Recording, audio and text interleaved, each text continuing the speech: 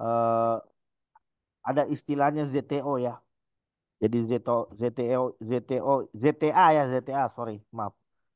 Jadi ZTA itu artinya Zero Trust Architecture ya. Jadi kita kita nggak bisa percaya dari mana sumber traffic ya. Jadi kita nggak bisa percaya dari manapun itu, baik dari eksternal maupun internal ya.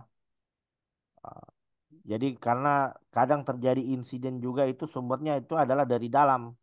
Ya, jadi kita sudah amankan dari luar, dari eksternal, sudah pakai firewall, pakai SIEM, pakai EDR, XDR. Tapi ternyata sumber serangannya itu terjadi dari dalam. Wah itu. Artinya apa? Artinya kita kecolongan dari sisi internal, dari sisi eksternal mungkin kita secure, kita aman, tapi ternyata dari dalam kita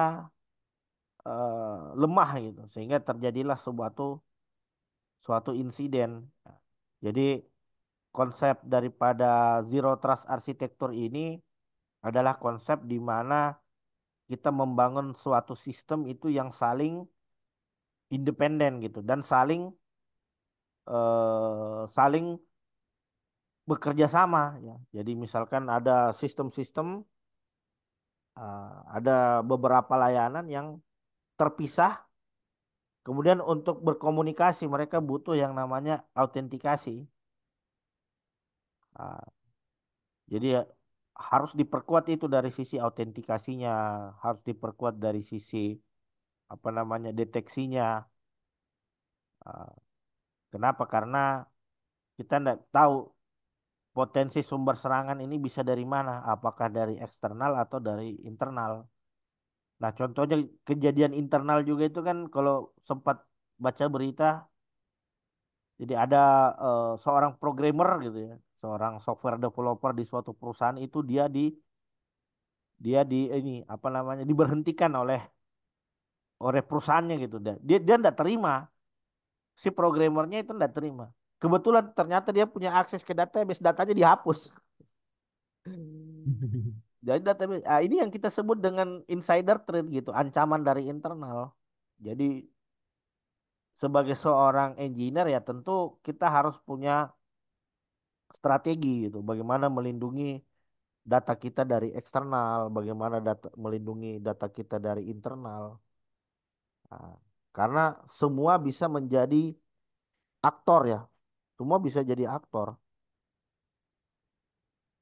semua bisa menjadi pelaku dari adanya serangan siber gitu. Sehingga ya kita harus punya strategi gitu. Kita harus punya strategi, kita harus punya cara step by step langkah-langkah yang selanjutnya bisa kita lakukan untuk melindungi baik dari sisi eksternal maupun internal. Nah, ini sering terjadi kita kadang berat sebelah gitu. Paham nggak kalau saya katakan berat sebelah? Kita hanya Ya. memperkuat security itu hanya dari eksternal saja. Jadi ada sumber traffic dari luar ke dalam, kita hanya perkuat security dari situ. Pakai firewall, ya, terus kemudian apa pakai WAF ya, web application firewall. Tapi kita lupa ternyata aktornya itu bukan dari luar, ternyata aktornya itu dari dalam gitu. Nah, jadi ini yang sering terjadi, implementasi security-nya itu tumpang tindih ya. Jadi apa yang jadi kalau kita mengacu pada aturan security, apa security keamanan yang kita terapkan di eksternal, itu juga implementasi security yang harus kita terapkan di internal. Jadi kita harus bisa imbang. Jadi jangan terjadi malah kita kuat dari luar, ternyata kita lemah di dalam. Atau bahkan mungkin kita bisa kuat di dalam, ternyata tapi kita lemah dari luar. Gitu. Ah, Makanya kadang kalau di dalam internal security ada apa? Jadi yang namanya security ini kan entire proses ya, eksternal internalnya. Jadi kalau dari sisi eksternal ya artinya kita harus melakukan penguatan dari sisi layanan yang kita kelola. Jadi layanan kita itu harus bisa terlindungi dari adanya upaya-upaya serangan dari luar. Nah, itu kita bisa dengan menerapkan yang namanya firewall ya. Terus kita bisa juga dengan menerapkan yang namanya VPN misalkan. Jadi akses ke sistem itu harus melalui koneksi yang terauthorize gitu ya. Yang eh, virtual private connection gitu ya. Jadi ada koneksi private yang kita kembangkan, yang kita buat untuk menjaring traffic ya. Jadi artinya akses ke sistem kita ini bisa kita filter atau kita bisa juga dengan menerapkan WAF ya, Web Application Firewall. Banyak lah. Sedangkan implementasi security yang bisa kita terapkan di internal ya kita lakukan yang namanya security awareness ya. Jadi kalau security awareness ini artinya pelatihan untuk membangun kesadaran security dari staff-staff yang ada di dalam organisasi ya. Kita bangun kesadarannya. Jadi kenapa demikian ya? Karena ya tadi bisa jadi mungkin sistem kita sudah kuat secara teknikal sudah kuat, secara sistem sudah kuat, tapi ternyata penggunanya yang lalai. Jadi banyak serangan siber itu terjadi karena kelalaian dari stafnya, dari penggunanya. Buka email terus kemudian dia ndak apa langsung main klik-klik gitu. Paham nggak? Main klik-klik gitu. Nggak dibaca isi pesannya gitu. Tidak di cross check ini sumber pengirimnya memang dari sumber yang valid, sumber yang resmi atau gimana gitu. Ah, terus kemudian nggak sudah tidak dibaca isi pesannya, terus lampirannya itu langsung di download gitu, langsung diklik di download. Ternyata isi daripada lampiran itu berisi sebuah virus, sebuah malware, sebuah ransom. Sehingga ketika diinstal oleh pengguna, maka data-data yang ada di dalam sistem pengguna ini selanjutnya nanti akan terenkripsi, akan diinfeksi oleh virus dan lain sebagainya. Makanya membangun kesadaran security itu sangat penting. Kenapa? Karena yang namanya manusia itu kan rentan ya. Jadi beda dengan mesin, beda mesin itu kan logik ya. Dia kan bermain dengan logik gitu kan. Tegas dia, berbasis aturan. Ya, kalau kalau trafficnya ini nggak boleh ya nggak boleh. Kalau boleh ya dibolehkan gitu. Tapi kalau manusia kan masih ada pertimbangan hati gitu. Selain logiknya dia juga masih pakai hati. Oh nggak apa-apa deh. Padahal itu sudah nyata salah gitu.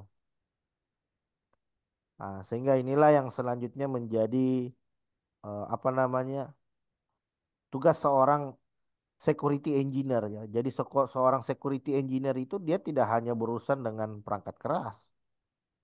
Seorang security engineer itu ndak hanya sekedar ngurusin hardware ya, firewall, perangkat network ya, terus endpoint. Tapi seorang security engineer juga di sini tuh ngurusin manusia. Dia ngurusin manusia. Artinya apa? Artinya manusianya itu diedukasi, manusianya di training, dia diberikan arahan. Jangan jangan melakukan klik secara sembarang gitu kan. Ini kan kita tipikalnya apa? Apa yang muncul di beranda langsung diklik gitu. Pokoknya kalau buka sosial media aja Facebook gitu kan. Apa yang muncul di beranda diklik aja. Itu ternyata apa yang kita klik itu ternyata sebuah halaman phishing.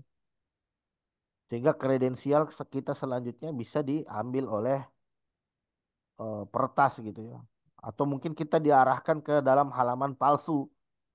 Terus kita login, setelah kita login, bah kredensial kita selanjutnya jatuh ke tangan orang-orang yang tidak bertanggung jawab ya. Jadi artinya dengan membangun kesadaran awareness di sini artinya eh, manusia selaku operator, selaku pengguna, selaku customer dari sistem itu menjadi terlatih gitu kan. Jadi dia eh, lebih open minded lagi gitu kan, lebih lebih aware lagi terhadap potensi-potensi ancaman yang bisa terjadi tentunya ya.